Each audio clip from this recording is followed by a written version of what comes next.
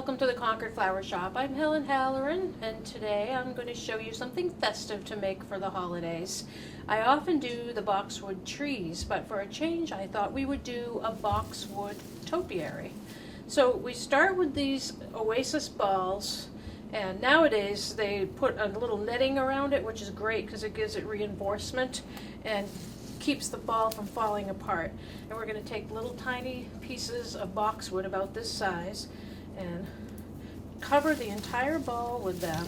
There's a lot of names for these: spheres, balls, orbs. And if you don't have a round one, you could take a block of regular oasis and make your own round shape, or even just do a little round square and just put your greens and things in a round shape, and that'll work fine. What I did while I was trying to decide what to use as the pole to put the topiary on, I decided for Christmas it would be nice to have something with a scent, and I thought a natural product, so I've got a bundle of cinnamon sticks and I've got rubber bands around them with a long stake in the middle. That way I'm not putting this huge bundle into the oasis, which would be too big and would probably break it. Some of the pieces I'll put in really at an angle just to cover a whole lot of the oasis. And because we're going to do a fairly natural style, I may not go for the perfect round shape. We might have a little bit trailing out of shape, and we'll add some other greens to balance it off. When we get enough covered, we'll probably set it onto our bundle of cinnamon sticks. Then we can get an idea of how we like it and if we need to make it a little bit bigger. And do yourself a favor, if you're going to make these, pick up a few of the spheres in case you ruin one, because it's a pain to be halfway done. It's like running out of an ingredient when you're cooking and having to go to the store again. You'll save yourself that aggravation. I've got a good basic coverage going on here now. So, I didn't practice this first, and this is the first time I've done it exactly like this. I'm going to set that up. Seems to be working pretty good, and I think I got it on quite straight, considering.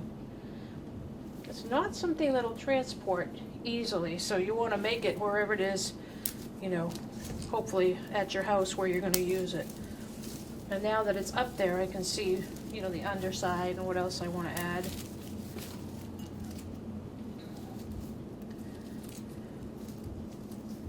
We keep sticking some more in. Snip a little bit of this balsam. Short little pieces. You can smell it. I wish you had smell-o-vision and you could smell this. It's delicious. Between the cinnamon and all these piney fragrances. It's the best part about the holiday season. Every so often you'll find a difficult spot, and it's probably because you're hitting the netting that the ball is wrapped in. So just move over a little bit. It would be beautiful to have a couple of these on a mantle on either side of a beautiful family heirloom painting, or maybe a nice holiday wreath in the center over the mantle. That would be really nice treatment. And you can do these, I've chosen today to do a very natural style, but you could do a very formal style too.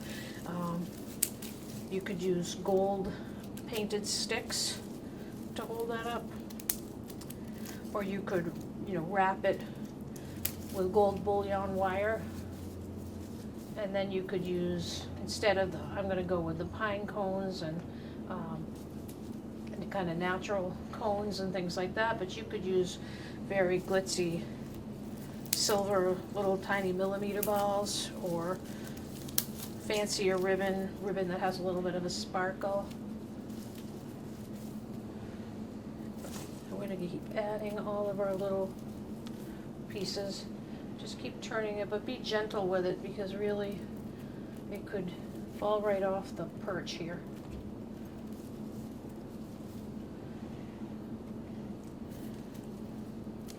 You can also add flowers. I don't think I'll add flowers to it this way. I like it like this natural. It almost looks like a plant, like it's growing. But what you could do is start it this way, and then, you know, Christmas Eve, before the company comes, you could make sure the ball is still saturated. You'll have to add a little water to that every day because it will dry out quickly. And then add some little red spray roses or something to dress it up a little bit. Move it over to the dining room table.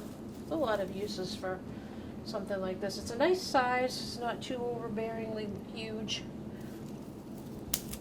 And these oasis spheres come in a lot of sizes, so you could actually make one quite a bit bigger. So let's add a little bit of variegated holly. You can use any, you know, green or variegated, but I like the contrasting white with this. And you'll notice with holly that the berries always grow at the bottom of the stem, which is kind of annoying because you want the color on the outside. Where I'm going to use such short pieces, I can clip it right in the middle, so at least half of my pieces will have berry on the outside. And for some reason, variegated holly never seems to be as heavily berried as the green holly, so you could always add some winter berries or some other type of berry if you don't have enough on your holly. So these are really very short little pieces. We're just going to tuck them in here and there as accent, anywhere where you might see some of the oasis showing.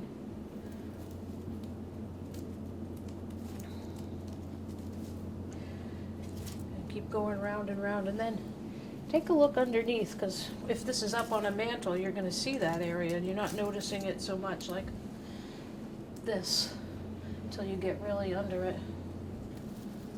And make sure you get some good looking foliage under there, so when your people are sitting on the couch looking up at your mantle, they're not counting the holes. Although no one's ever as critical of your own work as you are. I know that everybody will love it, and you'll be finding fault with it in your head. Just don't say anything out loud. They won't notice the flaws.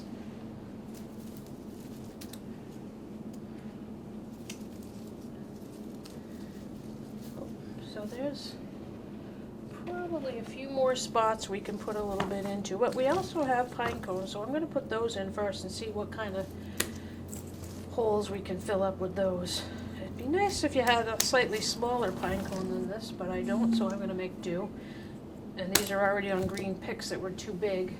And I really only want to use 3 because I don't want it to be this big, huge, clunky mess of pine cone. So I'm putting them in strategically all the way around. 1, 2.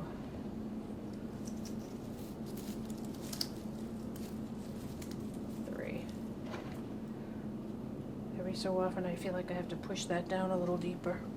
I'd like to add a little more pine. Of course, you're going to have to cut just the tips of the pine off. You could probably use the other parts in another arrangement later. Trying to hold the ball, I'm trying to do this without blocking your view. Hold the ball on at the top when you're pushing things up from the bottom, just so you don't pop it right off the top.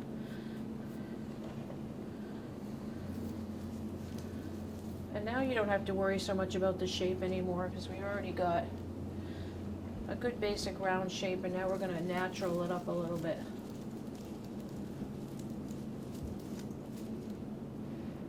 With some off pieces. And what else do we have? The raffia is what I'm going to use right here, where I bound the cinnamon sticks to the stake with a rubber band.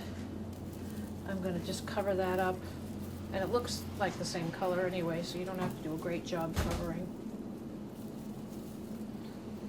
I'm going to wrap that around.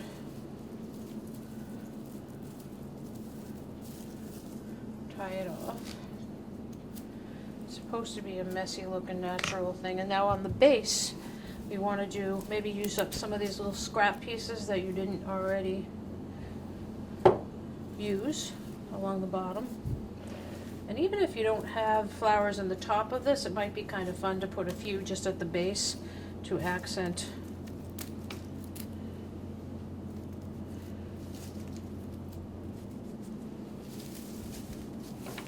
some of the longer pine can go in there. And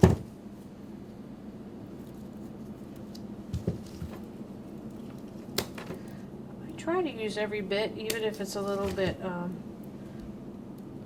rough looking. If you stick it in deep and cover it with some other things, you still get the smell and you use every little bit.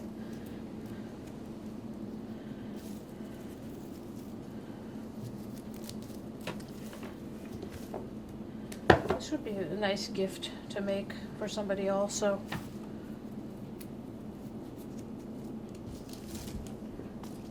And anything orb shaped is very popular and trendy right now, so sometimes you'll see just like a styrofoam ball that you can cover in the same moss that I've used around the edges of this pot, and then you wind it with some gold bullion or something decorative, and people just fill up bowls with these orbs covered sometimes with seeds.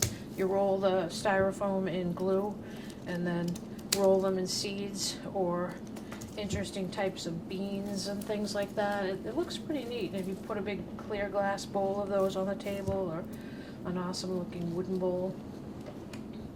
It's just a natural element that's fun, and it's easy to make. It's actually a nice project to do with children if you want to have them help you make something for Christmas.